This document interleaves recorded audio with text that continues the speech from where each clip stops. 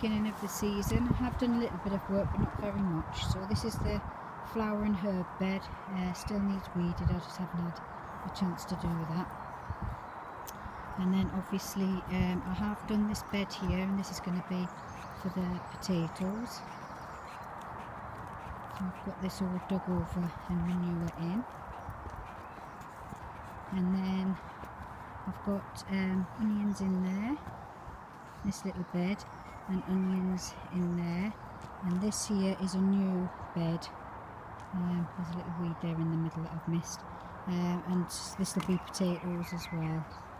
So I'll go down. This is the obviously the fruit cage, and they're the currants that I put in maybe about a couple of months ago now. And then this area still needs to be weeded, but I'll take you in here in a minute to show you all the buds in there. Obviously the compost bins starting to get filled back up again, and then that's our junk area just there. The chicken, we've been working on the chicken run today because we've been putting a little separator in the middle, because I'm going to be getting 2 new ones at the weekend. So I've got a separator there, so they'll have half each just for a week till I get them used to each other. And I'm going to put another coop over in the end there, so there's lots of grass for them to scrat around in. I'll take you into the fruit cage.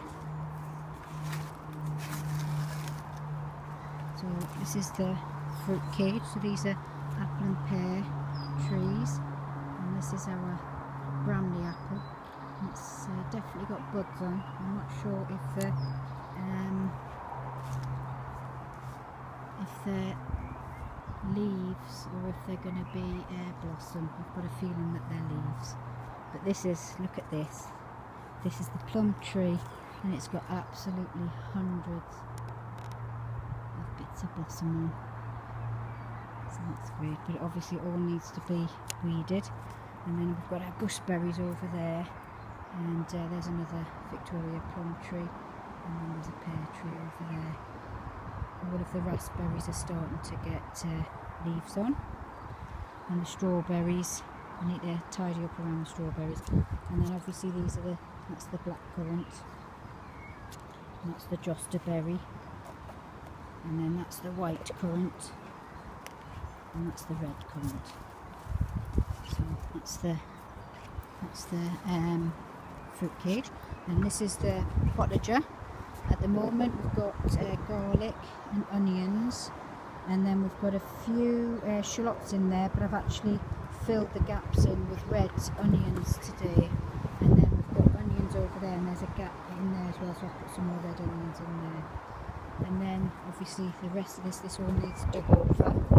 I've took some of the rhubarb, because there were some with really big leaves, so I've took that out. I'm going to take that home. I've got this area dug over with there's a few bits of garlic in, and I think I'm going to put some brassicas in there.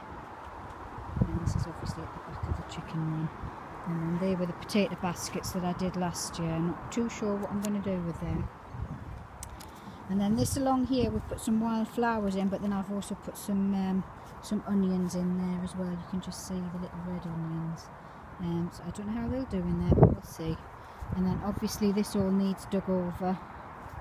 I've got a week off work, so I shall be doing that. And then these are the 2 beds that I've got dug over so far. So they're dug over and composted. I've still got some leeks in, not very big ones, but I've got some leeks in. And then I've still got some chard at that end. It was meant to be rainbow chard, but as you can see, it's nearly all green. So this is one of the polytunnels. So there's the grapevine. It has got buds on, so we're quite pleased about that. So it's obviously still alive. And then we've got some lettuce growing. That's spinach.